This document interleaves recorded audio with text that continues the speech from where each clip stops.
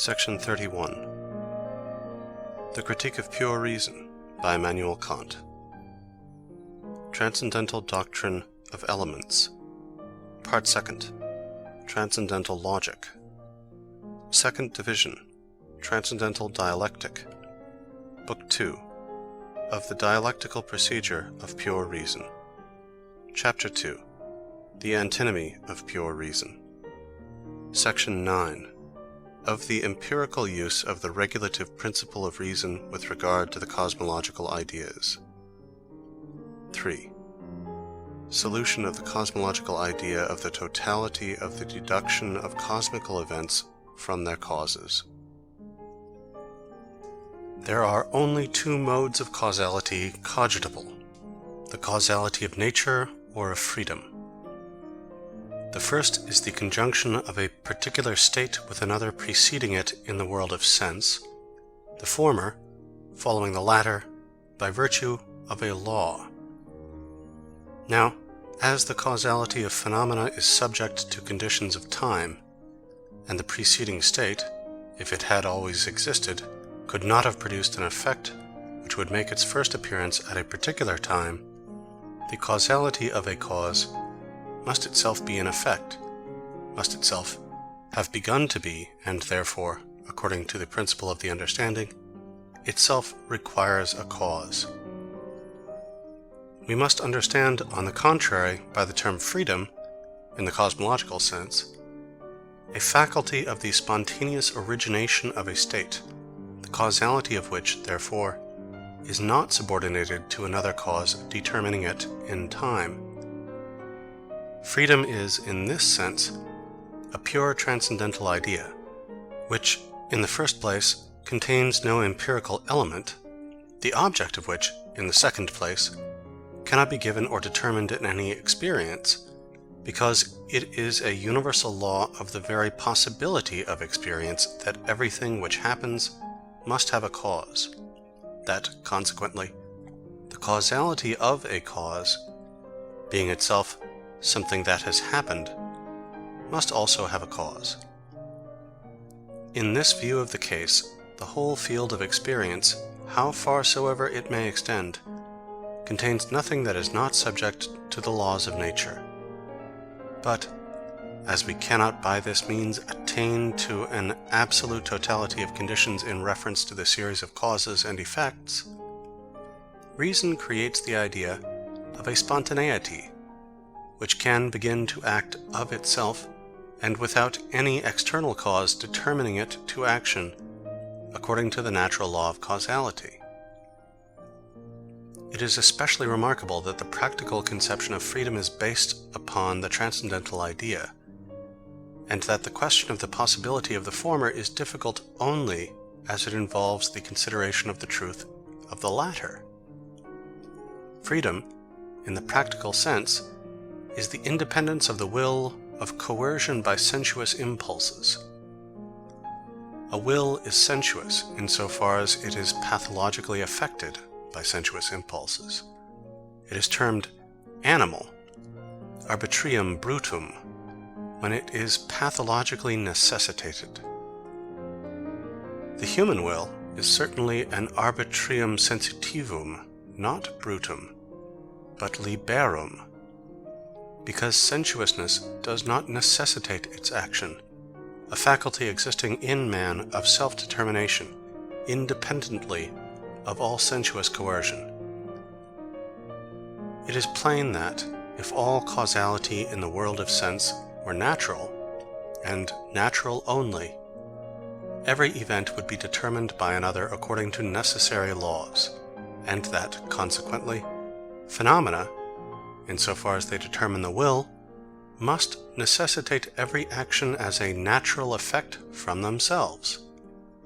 And thus, all practical freedom would fall to the ground with the transcendental idea, for the latter presupposes that although a certain thing has not happened, it ought to have happened, and that, consequently, its phenomenal cause was not so powerful and determinative as to exclude the causality of our will, a causality capable of producing effects independently of, and even in opposition to, the power of natural causes, and capable, consequently, of spontaneously originating a series of events.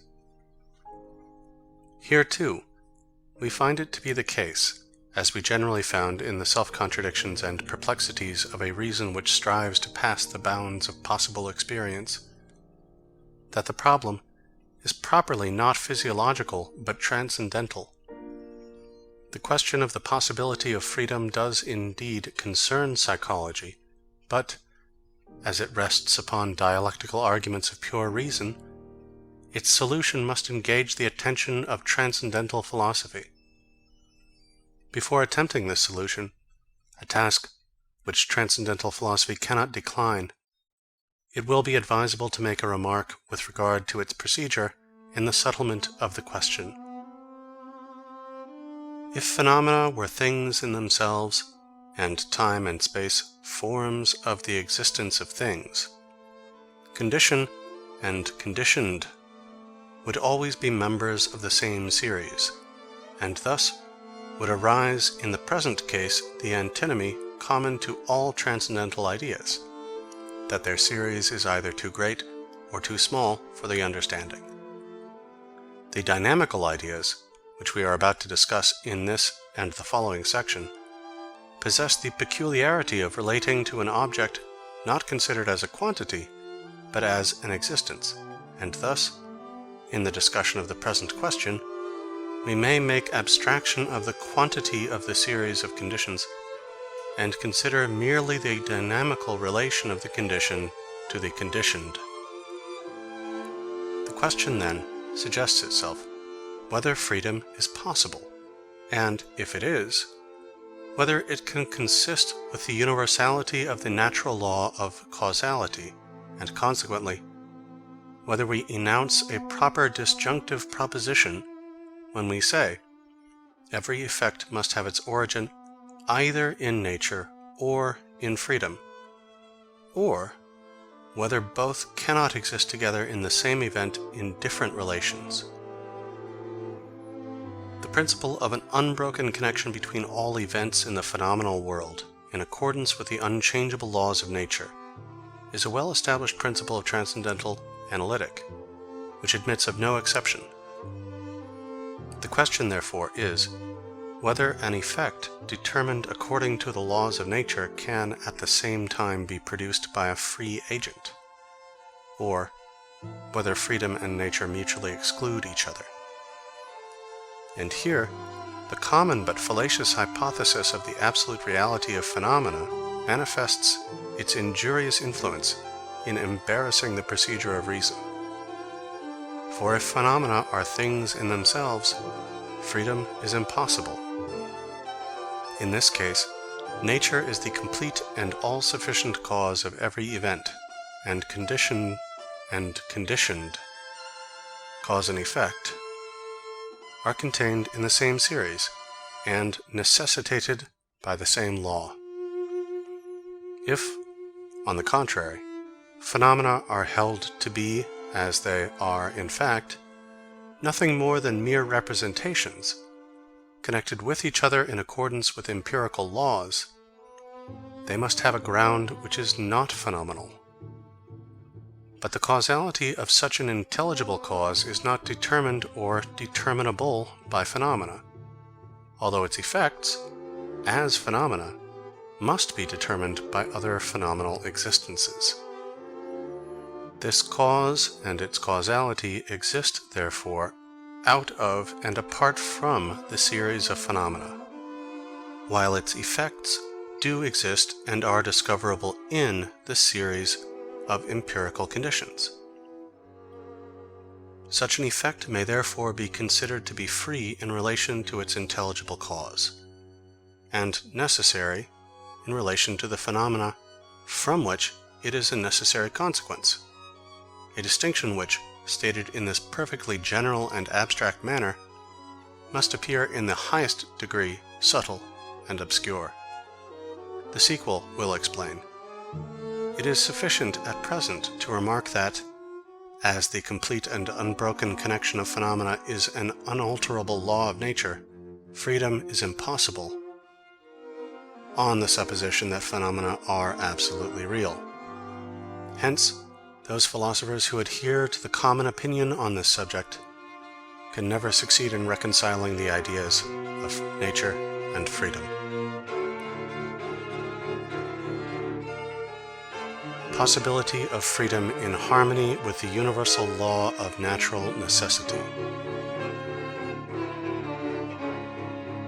That element in a sensuous object which is not itself sensuous, I may be allowed to term intelligible. If, accordingly, an object which must be regarded as a sensuous phenomenon possesses a faculty which is not an object of sensuous intuition, but by means of which it is capable of being the cause of phenomena, the causality of an object or existence of this kind may be regarded from two different points of view. It may be considered to be intelligible as regards its action, the action of a thing which is a thing in itself, and sensuous as regards its effects, the effects of a phenomenon belonging to the sensuous world. We should, accordingly, have to form both an empirical and an intellectual conception of the causality of such a faculty or power, both, however, having reference to the same effect. This twofold manner of cogitating a power residing in a sensuous object does not run counter to any of the conceptions which we ought to form of the world of phenomena, or of a possible experience. Phenomena, not being things in themselves, must have a transcendental object as a foundation, which determines them as mere representations. And there seems to be no reason why we should not ascribe to this transcendental object, in addition to the property of self-phenomenization, a causality whose effects are to be met with in the world of phenomena, although it is not itself a phenomenon. But every effective cause must possess a character, that is to say, a law of its causality, without which it would cease to be a cause. In the above case, then, every sensuous object would possess an empirical character, which guaranteed that its actions, as phenomena, stand in complete and harmonious connection, conformably to unvarying natural laws, with all other phenomena, and can be deduced from these as conditions, and that they do thus, in connection with these, constitute a series in the order of nature. This sensuous object must, in the second place, possess an intelligible character, which guarantees it to be the cause of those actions as phenomena, although it is not itself a phenomenon nor subordinate to the conditions of the world of sense. The former may be termed the character of the thing as a phenomenon, the latter the character of the thing as a thing in itself. Now this active subject would, in its character of intelligible subject, be subordinate to no conditions of time, for time is only a condition of phenomena, and not of things in themselves. No action would begin or cease to be in this subject. It would consequently be free from the law of all determination of time, the law of change, namely, that everything which happens must have a cause in the phenomena of a preceding state. In one word, the causality of the subject, insofar as it is intelligible, would not form part of the series of empirical conditions which determine and necessitate an event in the world of sense. Again, this intelligible character of a thing cannot be immediately cognized, because we can perceive nothing but phenomena, but it must be capable of being cogitated in harmony with the empirical character, for we always find ourselves compelled to place, in thought, a transcendental object at the basis of phenomena, although we can never know what this object is in itself. In virtue of its empirical character, this subject would at the same time be subordinate to all the empirical laws of causality, and, as a phenomenon and member of the sensuous world, its effects would have to be accounted for by a reference to preceding phenomena. Eternal phenomena must be capable of influencing it, and its actions, in accordance with natural laws, must explain to us how its empirical character, that is, the law of its causality, is to be cognized in and by means of experience. In a word, all requisites for a complete and necessary determination of these actions must be presented to us by experience. In virtue of its intelligible character, on the other hand, although we possess only a general conception of this character, the subject must be regarded as free from all sensuous influences and from all phenomenal determination.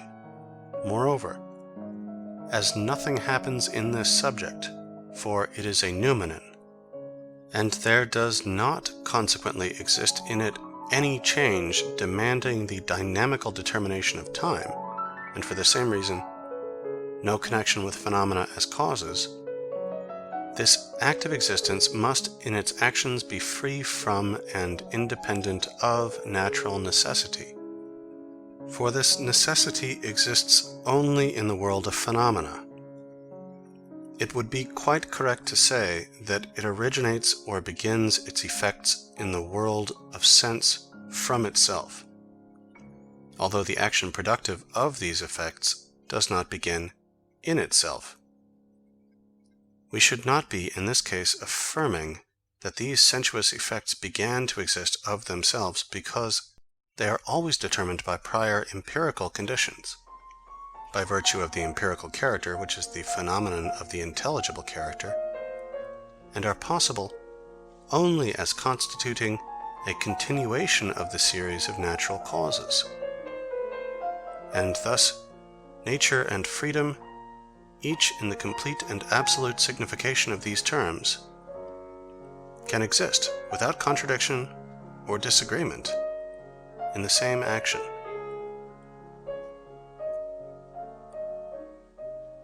Exposition of the cosmological idea of freedom in harmony with the universal law of natural necessity. I have thought it advisable to lay before the reader at first merely a sketch of the solution of this transcendental problem, in order to enable him to form, with greater ease, a clear conception of the course which reason must adopt in the solution. I shall now proceed to exhibit the several momenta of this solution, and to consider them in their order. The natural law that everything which happens must have a cause, that the causality of this cause, that is, the action of the cause, which cannot always have existed, but must be itself an event, for it precedes in time some effect which it has originated, must have itself a phenomenal cause by which it is determined, and consequently, all events are empirically determined in an order of nature. This law, I say, which lies at the foundation of the possibility of experience, and of a connected system of phenomena or nature, is a law of the understanding, from which no departure, and to which no exception, can be admitted. For to accept even a single phenomenon from its operation is to exclude it from the sphere of possible experience, and thus to admit it to be a mere fiction of thought, or phantom of the brain. Thus we are obliged to acknowledge the existence of a chain of causes, in which, however, absolute totality cannot be found. But we need not detain ourselves with this question, for it has already been sufficiently answered in our discussion of the antinomies into which reason falls, when it attempts to reach the unconditioned in the series of phenomena.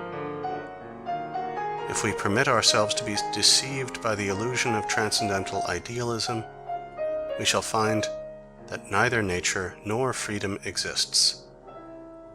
Now the question is, whether, admitting the existence of natural necessity in the world of phenomena, it is possible to consider an effect as, at the same time, an effect of nature and an effect of freedom, or whether these two modes of causality are contradictory and incompatible. No phenomenal cause can absolutely and of itself begin a series. Every action, insofar as it is productive of an event, is itself an event or occurrence, and presupposes another state in which its cause existed. Thus, everything that happens is but a continuation of a series, and an absolute beginning is impossible in the sensuous world. The actions of natural causes are, accordingly, themselves effects, and presuppose causes preceding them in time. A primal action which forms an absolute beginning is beyond the causal power of phenomena. Now, is it absolutely necessary that, granting that all effects are phenomena, the causality of the cause of these effects must also be a phenomenon and belong to the empirical world? Is it not rather possible that, although every effect in the phenomenal world must be connected with an empirical cause according to the universal law of nature, this empirical causality may be itself the effect of a non-empirical and intelligible causality, its connection with natural causes remaining, nevertheless, intact?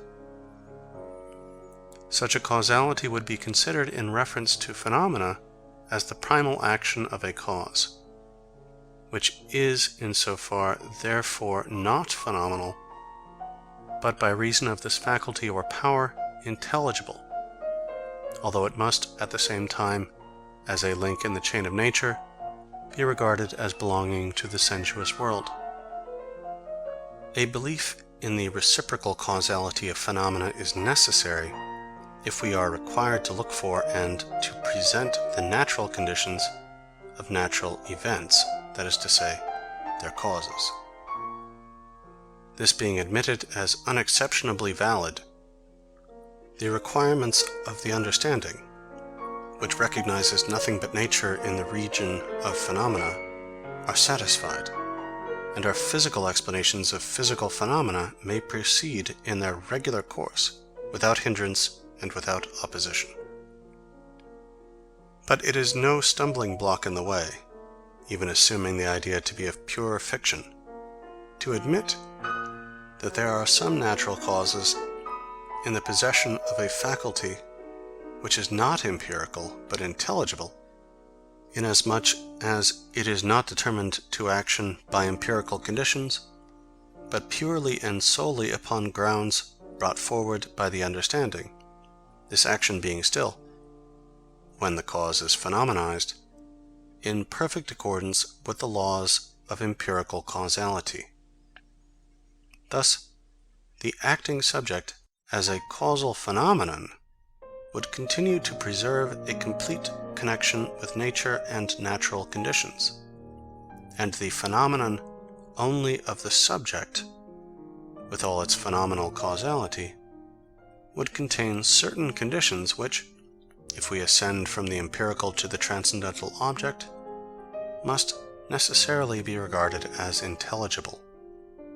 For, if we attend, in our inquiries with regard to causes in the world of phenomena, to the directions of nature alone, we need not trouble ourselves about the relation in which the transcendental subject, which is completely unknown to us, stands to these phenomena and their connection in nature. The intelligible ground of phenomena in this subject does not concern empirical questions.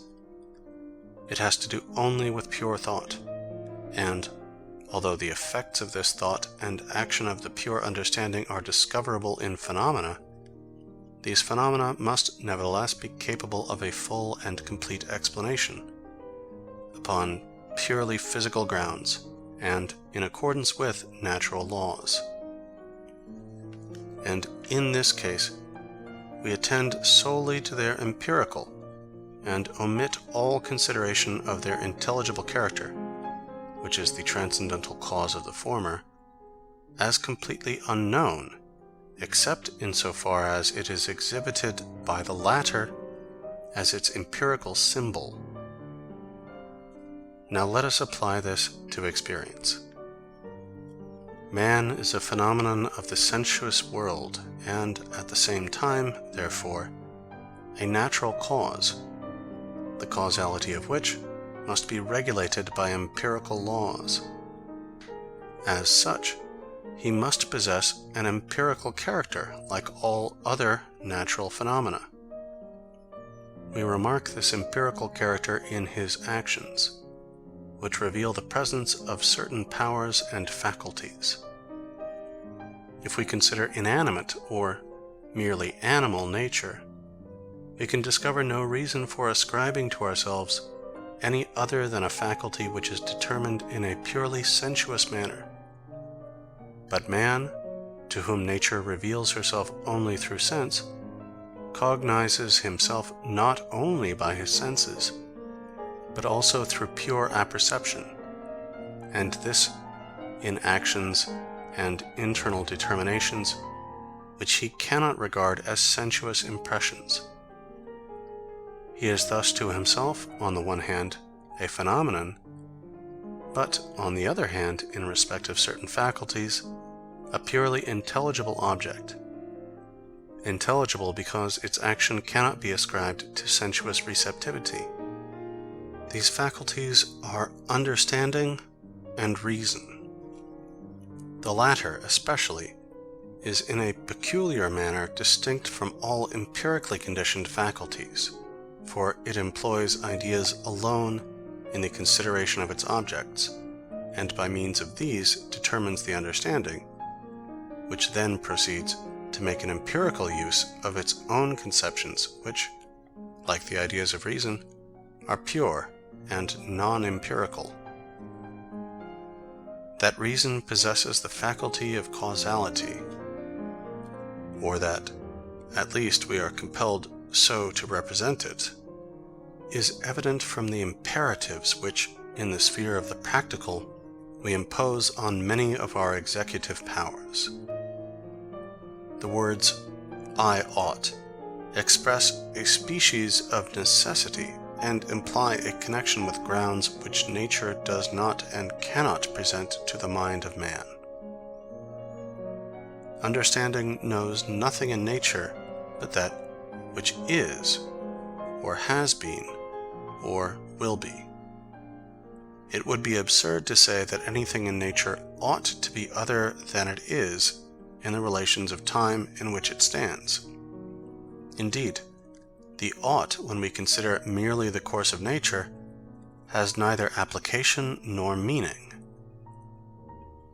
The question, what ought to happen in the sphere of nature, is just as absurd as the question, what ought to be the properties of a circle? All that we are entitled to ask is, what takes place in nature, or, in the latter case, what are the properties of a circle? But the idea of an ought or of duty indicates a possible action, the ground of which is a pure conception, while the ground of a merely natural action is, on the contrary, always a phenomenon. This action must certainly be possible under physical conditions, if it is prescribed by the moral imperative ought. But these physical or natural conditions do not concern the determination of the will itself.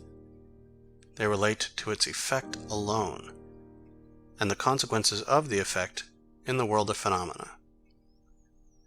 Whatever number of motives nature may present to my will, whatever sensuous impulses, the moral ought, it is beyond their power to produce.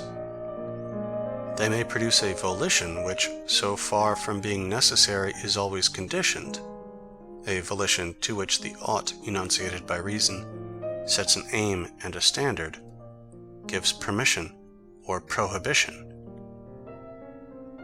be the object what it may, purely sensuous as pleasure, or presented by pure reason as good, reason will not yield to grounds which have an empirical origin.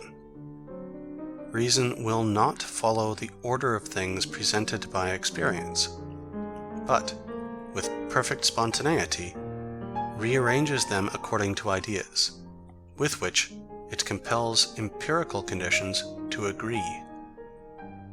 It declares, in the name of these ideas, certain actions to be necessary which nevertheless have not taken place, and which perhaps never will take place, and yet presupposes that it possesses the faculty of causality in relation to these actions, for, in the absence of this supposition, it could not expect its ideas to produce certain effects in the world of experience. Now, let us stop here and admit it to be at least possible that reason does stand in a really causal relation to phenomena. In this case, it must, pure reason as it is, exhibit an empirical character. For every cause presupposes a rule according to which certain phenomena follow as effects from the cause. And every rule requires uniformity in these effects. And this is the proper ground of the conception of a cause as a faculty or power. Now, this conception of a cause may be termed the empirical character of reason, and this character is a permanent one, while the effects produced appear in conformity with the various conditions which accompany and partly limit them in various forms. Thus, the volition of every man has an empirical character, which is nothing more than the causality of his reason insofar as its effects in the phenomenal world manifest the presence of a rule according to which we are enabled to examine in their several kinds and degrees the actions of this causality and the rational grounds for these actions, and in this way to decide upon the subjective principles of the volition. Now, we learn what this empirical character is only from phenomenal effects, and from the rule of these which is presented by experience. And for this reason, all the actions of man in the world of phenomena are determined by his empirical character, and the cooperative causes of nature. If, then, we could investigate all the phenomena of human volition to their lowest foundation in the mind, there would be no action which we could not anticipate with certainty, and recognize to be absolutely necessary from its preceding conditions.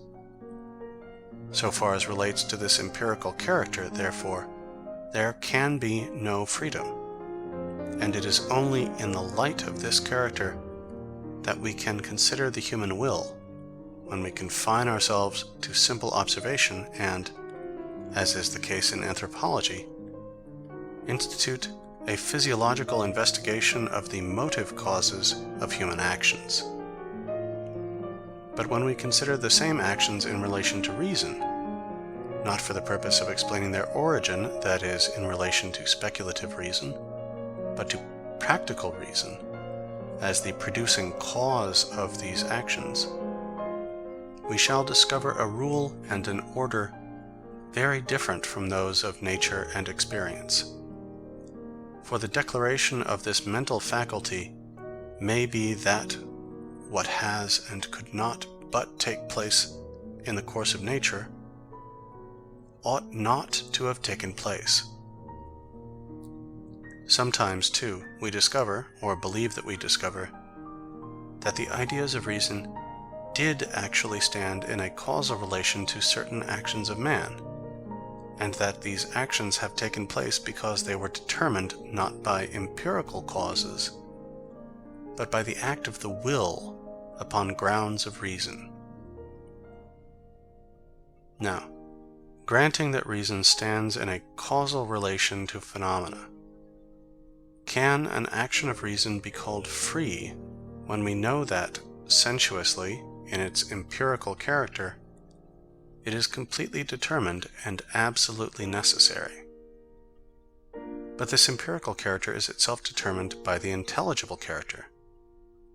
The latter we cannot cognize, we can only indicate it by means of phenomena, which enable us to have an immediate cognition only of the empirical character. Footnote: the real morality of actions, their merit or demerit, and even that of our own conduct, is completely unknown to us. Our estimates can relate only to their empirical character. How much is the result of the action of free will, how much is to be ascribed to nature and to blameless error, or to a happy constitution of temperament, merito fortunae, no one can discover, nor, for this reason, determine with perfect justice. Back to text. An action, then, insofar as it is to be ascribed to an intelligible cause, does not result from it in accordance with empirical laws. That is to say, not the conditions of pure reason, but only their effects in the internal sense, precede the act. Pure reason, as a purely intelligible faculty, is not subject to the conditions of time. The causality of reason in its intelligible character does not begin to be. It does not make its appearance at a certain time for the purpose of producing an effect. If this were not the case, the causality of reason would be subservient to the natural law of phenomena, which determines them according to time, and as a series of causes and effects in time. It would consequently cease to be freedom and become a part of nature. We are therefore justified in saying, if reason stands in a causal relation to phenomena, it is a faculty which originates the sensuous condition of an empirical series of effects. For the condition which resides in the reason is non-sensuous, and therefore cannot be originated or begin to be. And thus we find, what we could not discover in any empirical series, a condition of successive series of events in itself empirically unconditioned. For in the present case, the condition stands out of and beyond the series of phenomena. It is intelligible, and it consequently cannot be subjected to any sensuous condition, or to any time determination by a preceding cause. But, in another respect, the same cause belongs also to the series of phenomena. Man is himself a phenomenon. His will has an empirical character, which is the empirical cause of all his actions. There is no condition determining man and his volition in conformity with this character, which does not itself form part of the series of effects in nature and is subject to their law, the law according to which an empirically undetermined cause of an event in time cannot exist. For this reason, no given action can have an absolute and spontaneous origination, all actions being phenomena and belonging to the world of experience. But it cannot be said of reason that the state in which it determines the will is always preceded by some other state determining it. For reason is not a phenomenon, and therefore not subject to sensuous conditions, and consequently, even in relation to its causality, the sequence or conditions of time do not influence reason, nor can the dynamical law of nature, which determines the sequence of time according to certain rules, be applied to it. Reason is consequently the permanent condition of all actions of the human will. Each of these is determined in the empirical character of the man, even before it has taken place. the intelligible character, of which the former is but the sensuous schema, knows no before or after, and every action, irrespective of the time relation in which it stands with other phenomena, is the immediate effect of the intelligible character of pure reason, which, consequently, enjoys freedom of action, and is not dynamically determined either by internal or external preceding conditions. This freedom must not be described in a purely negative manner as independence of empirical conditions, for in this case, the faculty of reason would cease to be a cause of phenomena, but it must be regarded positively as a faculty which can spontaneously originate a series of events. At the same time, it must not be supposed that any beginning can take place in reason. On the contrary, reason, as the unconditioned condition of all action of the will, admits of no time conditions, although its effect does really begin in a series of phenomena, a beginning which is not, however, absolutely primal. I shall illustrate this regulative principle of reason by an example from its employment in the world of experience. Proved it cannot be by any amount of experience, or by any number of facts, for such arguments cannot establish the truth of transcendental propositions. Let us take a voluntary action, for example, a falsehood, by means of which a man has introduced a certain degree of confusion into the social life of humanity, which is judged according to the motives from which it originated, and the blame of which, and of the evil consequences arising from it, is imputed to the offender.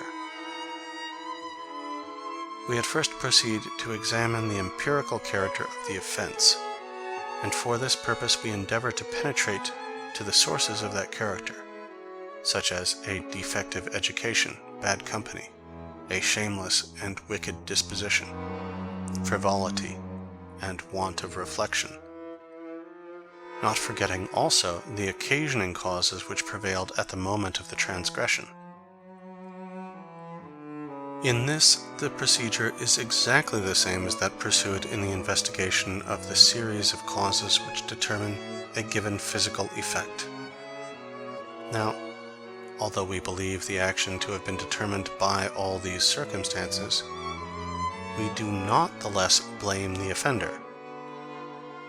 We do not blame him for his unhappy disposition, nor for the circumstances which influenced him, nay, not even for his former course of life, for we presuppose that all these considerations may be set aside, that the series of preceding conditions may be regarded as having never existed, and that the action may be considered as completely unconditioned in relation to any state preceding, just as if the agent commenced with it an entirely new series of effects. Our blame of the offender is grounded upon a law of reason which requires us to regard this faculty as a cause, which could have and ought to have otherwise determined the behavior of the culprit, independently of all empirical conditions. This causality of reason we do not regard as a cooperating agency, but as complete in itself. It matters not whether the sensuous impulses favored or opposed the action of this causality. The offense is estimated according to its intelligible character. The offender is decidedly worthy of blame the moment he utters a falsehood. It follows that we regard reason, in spite of the empirical conditions of the act, as completely free, and therefore, as in the present case, culpable.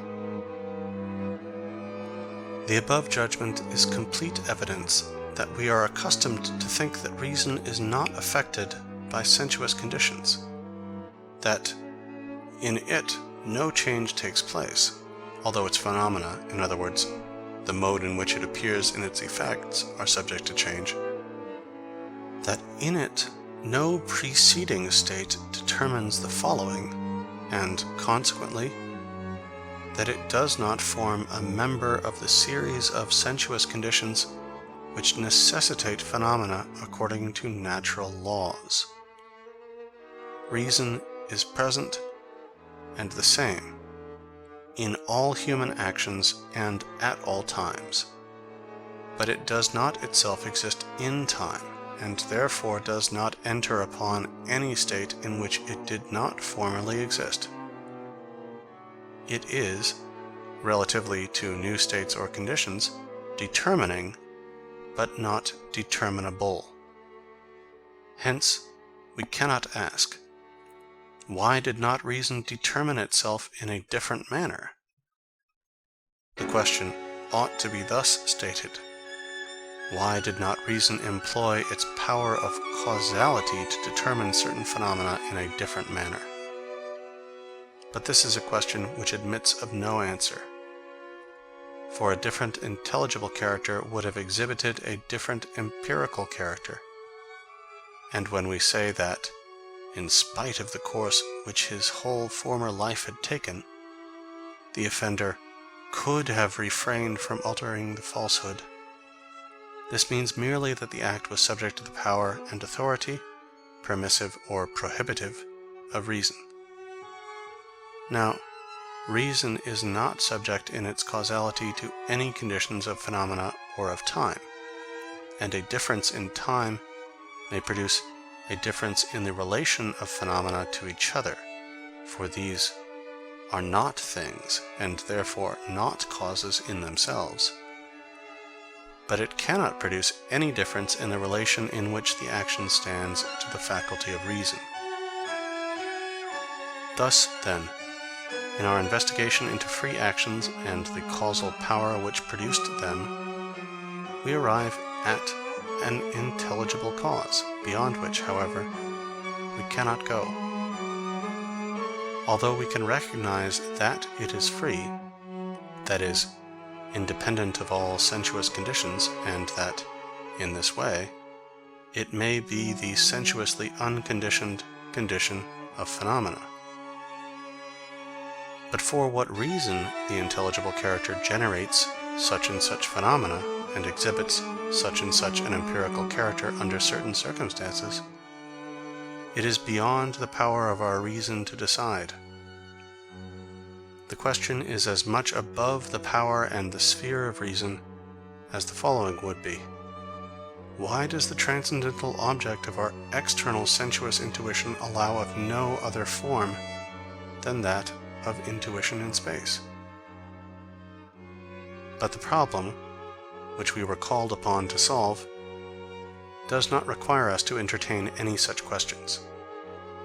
The problem was merely this: whether freedom and natural necessity can exist without opposition in the same action. To this question we have given a sufficient answer, for we have shown that, as the former stands in a relation to a different kind of condition from those of the latter, the law of the one does not affect the law of the other, and that, consequently, both can exist together in independence of and without interference with each other. The reader must be careful to remark that my intention in the above remarks has not been to prove the actual existence of freedom as a faculty in which resides the cause of certain sensuous phenomena. For, not to mention that such an argument would not have a transcendental character, nor have been limited to the discussion of pure conceptions, all attempts at inferring from experience what cannot be cogitated in accordance with its laws must ever be unsuccessful. Nay, more, I have not even aimed at demonstrating the possibility of freedom, for this too would have been a vain endeavor, inasmuch as it is beyond the power of the mind to cognize the possibility of a reality or of a causal power by the aid of mere a priori conceptions. Freedom has been considered in the foregoing remarks only as a transcendental idea, by means of which reason aims at originating a series of conditions in the world of phenomena with the help of that which is sensuously unconditioned, involving itself, however, in an antinomy with the laws which itself prescribes for the conduct of the understanding. That this antinomy is based upon a mere illusion, and that nature and freedom are at least not opposed, this was the only thing in our power to prove, and the question which it was our task to solve.